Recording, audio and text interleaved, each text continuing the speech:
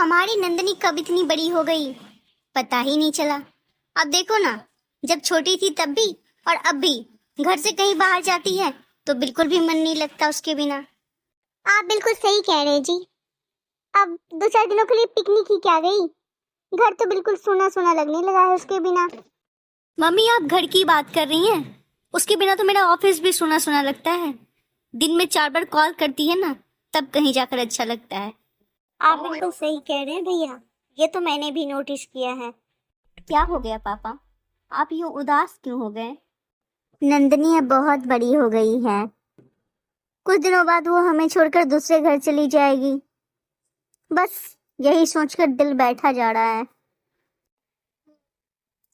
अब बस एक ही चिंता है, वो जहाँ भी जाए उसे वैसा ही प्यार मिले जैसा यहाँ सब देते हैं उसे। बिल्कुल माँ, हम नंदनी के लिए ऐसा ही लड़का ढूंढेंगे जो नंदनी का बहुत ख्याल रखे। आप बिल्कुल चिंता मत करो। मम्मी पापा, मैं आप लोगों से एक बात कहना चाहता हूँ, काफी दिनों से सोच रहा था कहने की। अगर आप लोग बुरा ना माने तो मैं कहूँ। निखिल, अब इसमें बुरा मानने वाली क्या बात है बेटा, जो कहना है कह दे। पापा, इसमें कहने वाली कोई बात नहीं है कि नंदनी हम सब के लिए क्या है, लेकिन मैं एक बात कहना चाहता हूँ जो नंदनी के हित में है। पापा, वो शादी लायक हो गई है, उसे अब घर के काम काज सीखने चाहिए। आप बिल्कुल सही कह रहे हैं देवर जी, यही बात मैं और नेहा कब से कहना चाह रहे थे मम्मी जी से, लेकिन पता नहीं क्यों हिम्मत ही नहीं हो रही थी हम दोनों को। बहू, तूने सब सोच भी कैसे लिया कि नंदनी घर का काम करेगी? मैं दो बहुएं लाई किस लिए हूँ? मुंह देखने के लिए? तुम दोनों किस लिए हो? तुम दोनों को क्यों लाई हूँ मैं अपने घर में? नंदनी काम करेगी इसलिए? अगर तुम दोनों से नहीं होता है ना, अपने मायके जाकर बैठो, लेकिन मेरी बेटी घर का कोई काम नहीं करेगी। सुन लिया तुमने? मम्मी जी, दीदी गलती क्या कह रही है? आप लोग को तो बहू चाहिए बहुत संस्कारी, गुणवान, जो कि घर संभाल ले अच्छे से, घर का सारा काम आता हो। तो फिर बेटी को क्यों नहीं सिखाना चाहती हैं? वो भी तो किसी के घर की बहू बनेगी, उसके भी तो सास ससुर के कुछ अरमान होंगे। बस कर बहू, चुप हो जा।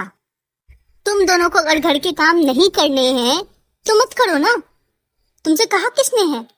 लेकिन मुझे ज्ञान मत दो कि मेरी बेटी को क्या करने हैं क्या नहीं, समझ गई तुम? और निखिल, रमन, तुम दोनों अपनी अपनी बीवी को लेकर मायके पहुंचाओ, मुझे नहीं चाहिए ऐसी बहू।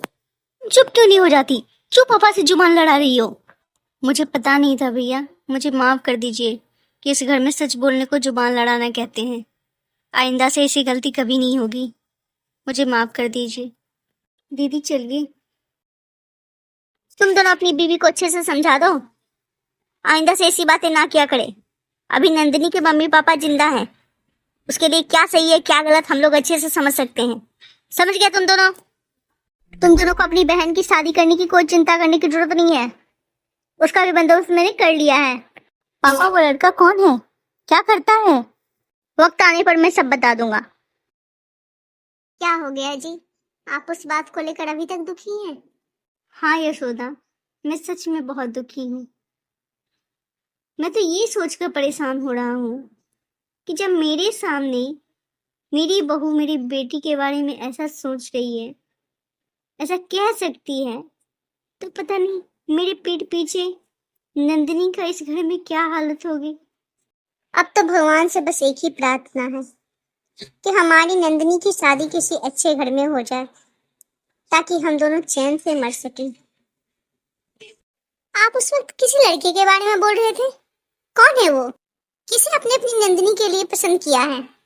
अरे हमारे शहर के जो सबसे बड़े बिजनेसमैन है ना, अजय शर्मा, उनके इकलौते बेटे अतुल से मैंने अपनी नंदिनी की बात की है शादी की।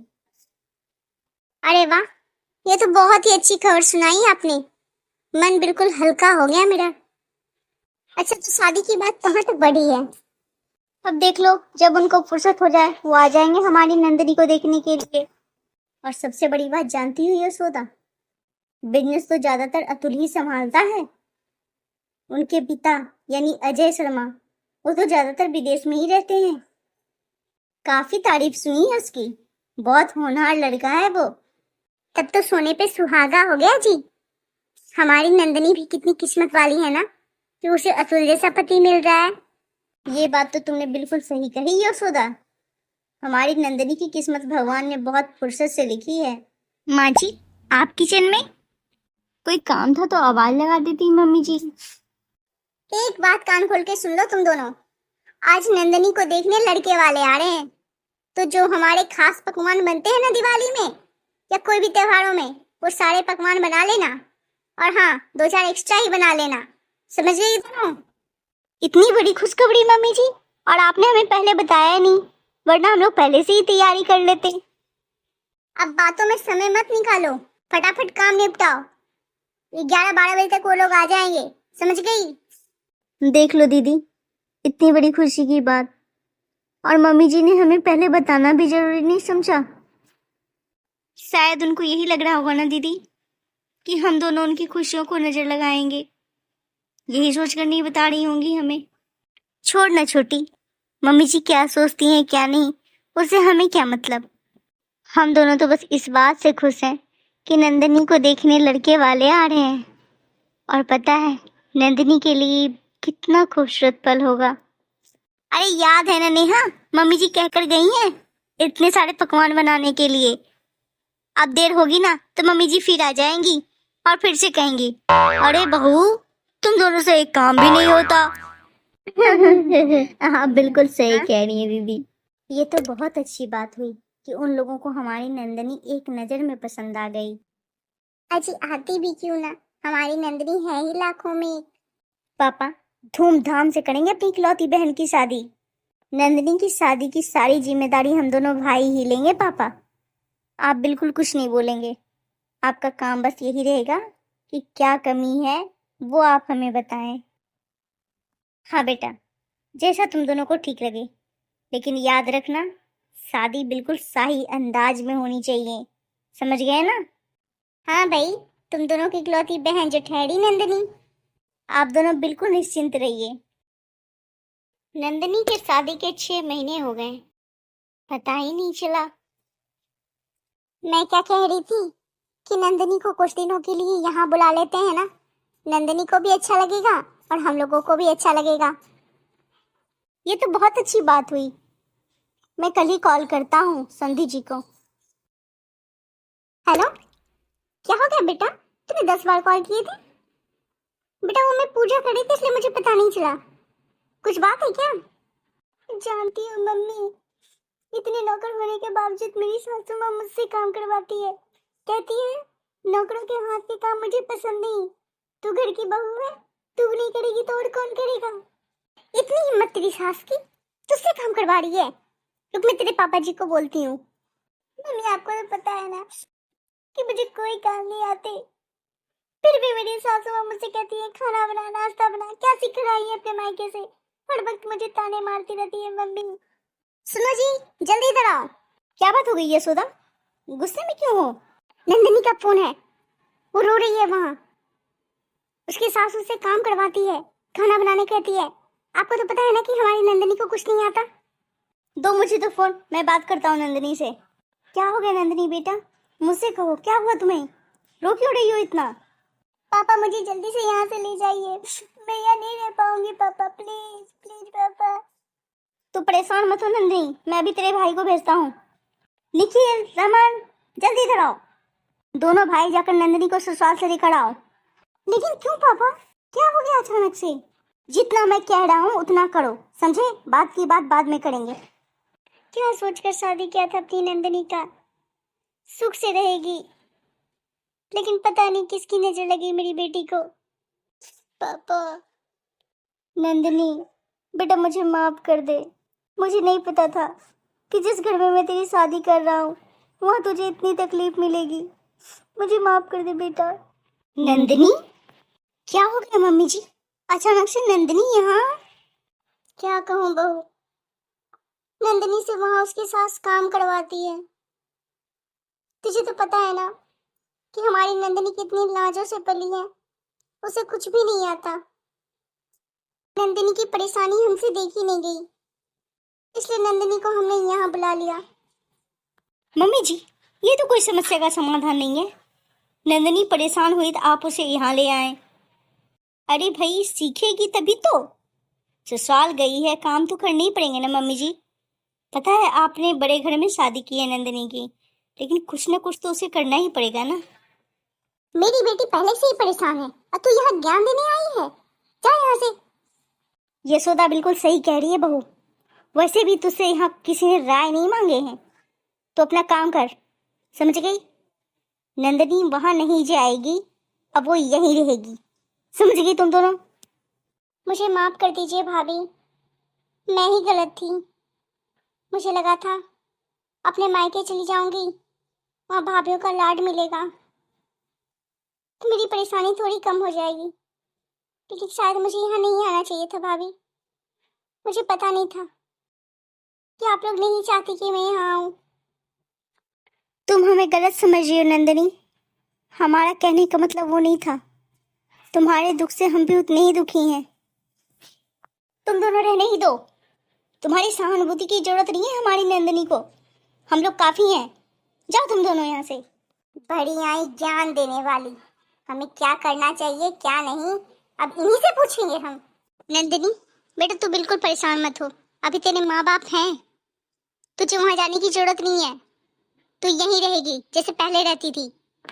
नंदिनी तेरे भाभीयों के कहने से कुछ नहीं होगा, अभी तेरे दोनों भाई हैं ना, तू क्यों परेशान हो रही है? मम्मी पापा हम दोनों सब हैं, तू यहीं रह बिल्कुल निश्चिंत होकर, तुझे कहीं जाने की जरूरत नहीं है। वाह भाभी, मैं तो बुआ बन गई। अब मुझे नेक में 50,000 की साड़ी और एक झुमके चाहिए आपसे। नंदिनी नेक में मैं तुझे इतनी महंगी चीजें नहीं दे सकती, और झुमके तो बिल्कुल भी नहीं। लेकिन क्यों भाभी? बड़ी बहू तुम्हारी इतनी हिम्मत, तुम मेरी बेटी से इस तरह से बात करोगी? अरे उसने क्या मांग लिया? 50,000 की साड़ी और एक सोने के झुमके ही तो मांगे हैं। मम्मी जी नंद अगर कभी कभी मायके आए तो और बात होती है, लेकिन शायद आप भूल रहे हैं कि नंदनी अब यहीं रहती है। वैसे भी मम्मी जी अब ये घर पापा के बिजनेस के पैसों से नहीं, हम दोनों के पतियों की कमाई से चलती है, तो क्या देना है क्या नहीं देना है ये हम दोनों डिसाइड करेंगे, समझ गई आप? मम्मी पापा ये सब आप दोनों की वजह से हुआ है। जिस दिन मैं यहाँ आई थी आप उसी दिन अगर मुझे वापस भेज दिए होते ना मेरे ससुराल, तो शायद मुझे ये दिन ना देखना पड़ता।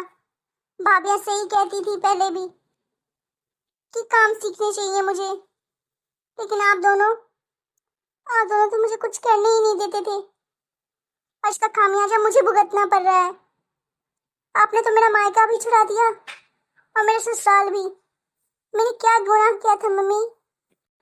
अब क्या करूं, मायके में कवार जैसी हो गई हूँ मम्मी।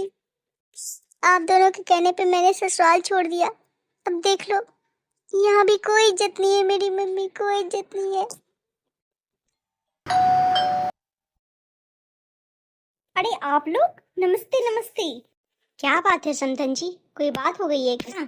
समधन जी हमें माफ कर दीजिए, हमसे गलती हो गई, हमें नंदिनी को समझाना चाहिए था। कोई बात नहीं समधन जी, आपकी कोई बात हमें बुरी नहीं लगी। हमारी बहू कहाँ है, कहीं दिखाई नहीं दे रही। जा बहू नंदिनी को लेकर आ। आप लोग बैठिए ना। क्यों बहू ससुराल नहीं जाएगी? हाँ मम्मी जी मैं जरूर जाऊंगी अपने ससुराल। वैसे भी यहाँ कर मैंने बहुत बड़ी गलती कर दी थी, अब ये गलती दोबारा नहीं होगी मुझसे। मम्मी जी वैसे भी मैंने देख लिया कौन अपना है कौन पराया। कुछ दिन मैं मायके क्या रह गई, भाभीयों के व्यवहार ही बदल गए मेरे प्रति। ऐसी बात नहीं है नंदिनी, तुम अपनी भाभीयों को गलत समझ रही हो। आपको कुछ नहीं पता है मम्मी जी, भाभीयों ने मेरे साथ क्या किया। नंदिनी जो तुम्हारी भाभीयों ने किया ना, वो बस तुम्हें एहसास दिलाने के लिए किया कि मायका कुछ दिनों का होता है, लड़कियों का असली घर तो ससुराल ही होता है। तुम्हारा उदास चेहरा देखकर वो दोनों हमारे पास आई थी, ये कहने कि नंदिनी अब समझ चुकी है क्या गलत है क्या सही। मुझसे अनजाने में ही बहुत बड़ी गलती हो गई, मैं अपनी भाभीयों को ही अपनी दुश्मन समझ बैठी। कोई बात नहीं नंदिनी, गलती तो किसी से भी हो जाती है, वैसे भी तुम अभी बहुत नादान हो। भाभी मुझे आप दोनों माफ कर दीजिए, मैं आपके प्यार को समझ ही नहीं पाई। चंदन जी कब विदा कर रही हैं आप नंदिनी को? जब आप कहें। मेरी तो इच्छा है कि नंदिनी को अभी का अभी अपने साथ ले चलूं अपने घर। आंटी जी, जब इतने दिन रुक गई हैं, 1 सप्ताह और रुक जाइए। हमारी इच्छा है कि नंदिनी को धूमधाम से विदा करें। क्यों नंदिनी, 1 सप्ताह और अतुल जी के बिना रह लोगी ना? आप भी ना भाभी। नमस्कार दोस्तों, आपको हमारी कहानी कैसी लगी प्लीज़ कमेंट में ज़रूर बताएं और अगली कहानी कैसी चाहिए ये भी बताएं। Thank you.